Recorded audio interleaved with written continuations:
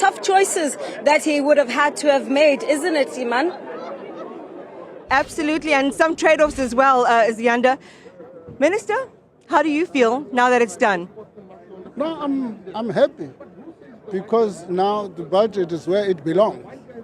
It belongs to parliamentarians to debate and assist in making those policy choices. How tough was it in the room, in cabinet? How tough was it in cabinet? No, it's still tough. You'll see some of the colleagues from cabinet will probably be taking a different position.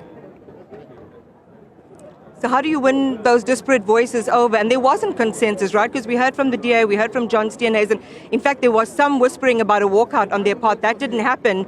So we held it together and we delivered this budget. But what did you have to do in order to try and build consensus? I think there's some discussion amongst them.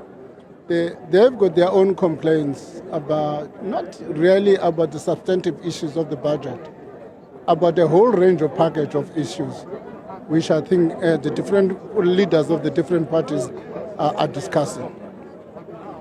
How did you go from 2% to 0.5 percentage points? How you know? Mind you, in the original budget of the 19th, we didn't do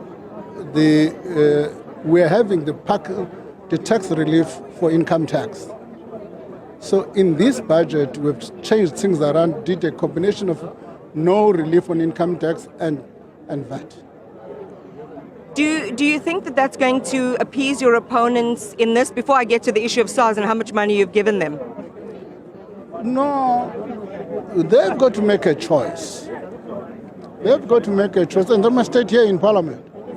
Do we close schools? Do we close clinics? Do we close hospitals? They've got to make that choice. Do we fire people? That's the choice people have got to make, and I'm saying that's not a good choice to make. Are you sleeping easy tonight? No, I've been sleeping easy. Somebody phoned me last night and said, I'm watching TV, I'm relaxing. You know, one thing about these things, once you personalize them, this budget is not a fair Godongwana family budget. It's a budget of the country. Everybody must have sleepless nights.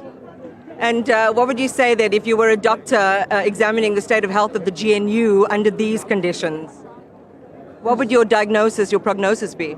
It would be in a critical state. Okay, that's all we're going to get from the Minister of Finance. Thank you. You said that you have earned your break, so go ahead and we'll see what happens in the next couple of days.